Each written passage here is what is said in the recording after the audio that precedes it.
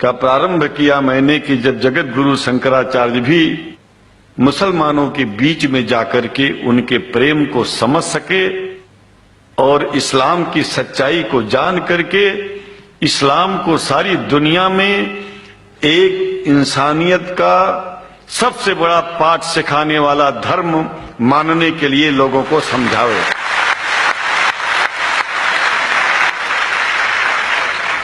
जब लोग इस्लाम को बेदर्द, मुसलमान को बेदर्द, तलवार के जोर पर चलने वाला धर्म बताते हैं, तो अगर शायद धरती में कोई दुखी होता होगा तो सबसे ज्यादा दुख मुझको होता है। ये न सच्चाई है और न कभी ये सच्चाई हो सकती है। जिस इस्लाम ने पहला कलमा ही कुरान शरीफ का ये बताता है कि नहीं है इबादत के काबिल सिवाय परमात्मा के और कोई, ला इलाहा इल्लल्लाह मोहम्मद रसूल अल्लाह। भला आप बताइए, वेदों का रस निचोड़ करके मोहम्मद साहब ने परमात्मा की इबादत करके परमात्मा के पैगाम को एक ही कलमे में दे दिया। इससे बड़ा ग्रंथ दुनिया में और क्या हो सकता है? अगर कुरान के पहले कलमे को ही पढ़ करके हिंदू अपने धर्म का पालन करना चाहे तो उससे बड़ा धर्मात्मा शायद कोई नहीं होगा। कुरान को हमने गहराइयों में जा करके तो नहीं अनुभव किया, लेकिन कुरान के मानने वालों के हृदय की गहराइयों में जाके देखा कि अगर इस्लाम को पूरी दुनिया अगर स्वीकार कर ले तो इसमें कोई बुराई नहीं है। इस्लाम परमात्मा के द्वारा बताया गया सिद्धांत है। इस्लाम किसी व्यक्ति का अपना नियम नहीं है, अपना सिद्धांत नहीं है। कुछ लोग भेदभाव पैदा करने के लिए इस धरती पर मुसलमानों को बेदर्द कह देते हैं, इस्लाम को बुरा कह देते हैं। मैं कहता हूं उनसे बुरा इस दुनिया में कोई नहीं है। वो शैतान के बच्चे हैं, खुदा के बच्चे नहीं हैं। क्योंकि जहां तक मेरी अपनी पहुंच है, हमने वेदों को पढ़ा, पुराण को पढ़ा, शास्त्रों को, हिंदू धर्म ग्रंथों को पढ़ा। उसके बाद में मुसलमानों के बीच में जाना शुरू किया। हमने मुसलमानों से हाथ मिलाया तो हमारा विरोध किया गया। ये अंडा खाने वालों से हाथ मिलाते हैं, शंकराचार्य कैसे हैं? अरे हमने कहा कि तुम्हारी समझ में नहीं आ रहा है। वो 5 बार इबादत कर लेते हैं खुदा की, तुम घास खाते हो और एक बार भी इबादत नहीं करते हो, तो तुमसे बड़ा अधर्मी दुनिया में कौन है? तुम अपने अधर्म को देखो। किसी के पवित्रता के सिद्धांतों का विरोध करना पहला अधर्म है। आप क्या खाते हैं, कैसे रहते हैं, अगर हमें आप दुखी नहीं करते हैं तो आपसे बड़ा इंसान दुनिया में कोई नहीं है। हम घास खाएं और आपके दिल को चोट पहुंचाएं तो हमसे बड़ा अधर्मी कोई नहीं है दुनिया में। कहने का तात्पर्य सिर्फ एक है कि मैंने ये अनुभव किया है कि ये एक बात जो मैंने देखा है, आप लोगों से जो प्रेम मुझे मिलता है, लोग पूछते हैं कि आप मुसलमानों में क्यों जाते हो, आप तो शंकराचार्य हो। हमने कहा कि भाई मुसलमानों से पूछो कि हमसे इतना प्रेम क्यों करते हैं। वो हमसे जो प्रेम करेगा हम तो जाएंगे।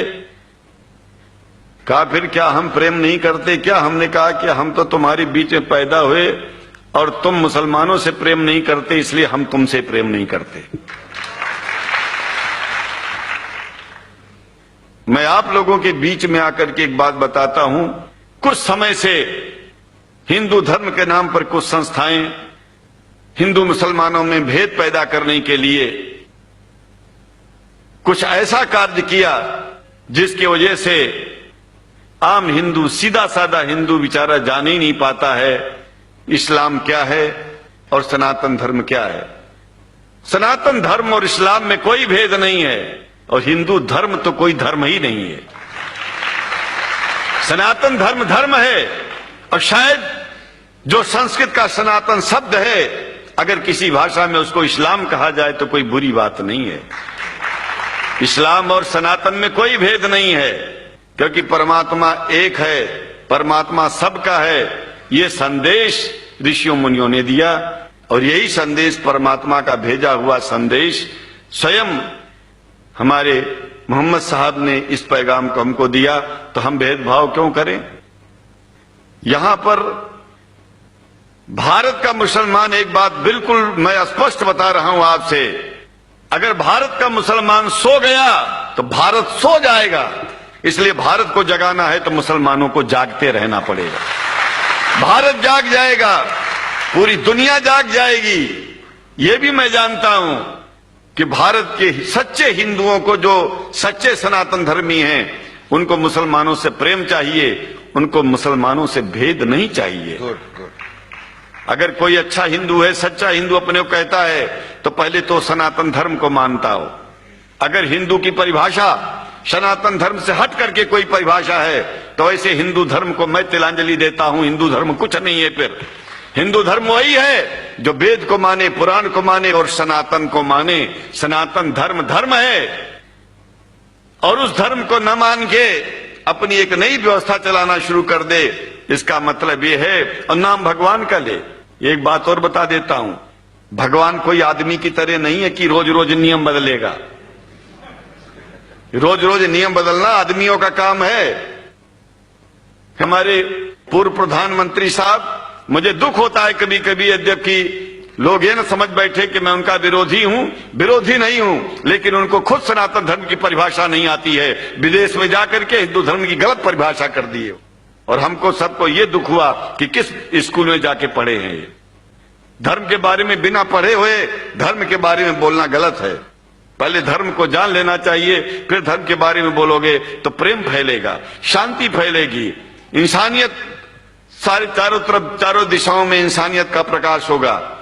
और मैं तो कहता हूं कि अगर शंकराचार्य लोग सब मिलकर के इस विचार में स्थित हो जाएं कि सनातन धर्म वो धर्म है जो इस्लाम से अलग नहीं, इस्लाम वो धर्म है जो सनातन से अलग नहीं, और जो भेद पैदा होता है या राजनीति में होता है, साम दाम दंड भेद, ये राजनीति में है, धर्म में नहीं है। धर्म में है एको ब्रह्म द्वितीयो नास्ति, एकमेव द्वितीयम ब्रह्म ला इलाहा इल्लल्लाह। ये धर्म कहता है, ये धर्म की बात है।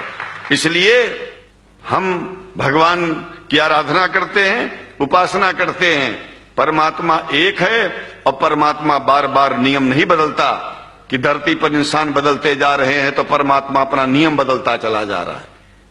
ये एक बात याद रखिएगा, जब से शुरुआत हुई होगी और जब तक ये दुनिया रहेगी, ईश्वर का सिद्धांत एक था, एक है, एक ही रहेगा। मानने वाले आपस में भेद पैदा करें तो इसमें उसका कोई दोष नहीं है।